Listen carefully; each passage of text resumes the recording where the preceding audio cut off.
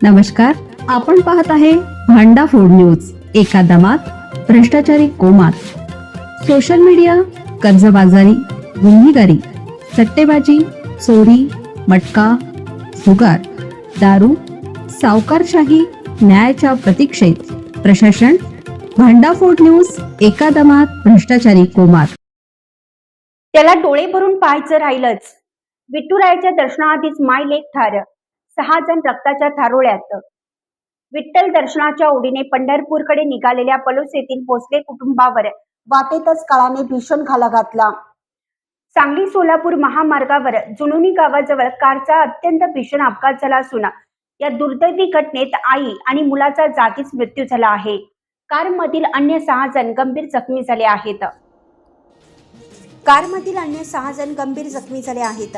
संदीप भोसले आणि त्यांच्या मातोश्री असे या अपघातात मृत्युमुखी पडलेल्या दोन्ही दुर्दैवी मायलेकरांची नावे आहेत.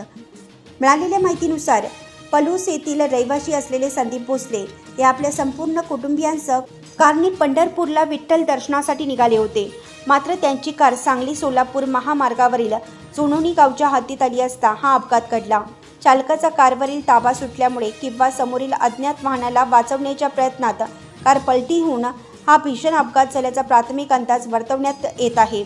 हा अपघात इतका भीषण होता की भोसले कुटुंबियांच्या कारचा अक्षरशः चक्काचुरा झाला.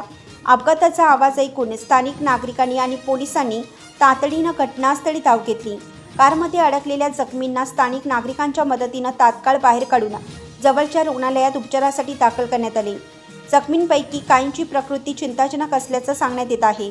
या घटनेमुळे पलूस परिसरासह संपूर्ण सोलापूर सांगली महामार्गावर हळहळ व्यक्त केली जात असून देवदर्शनापूर्वीच कुटुंबियांवर कोसळलेल्या या संकटामुळे परिसरात शोककळा पसरली आहे.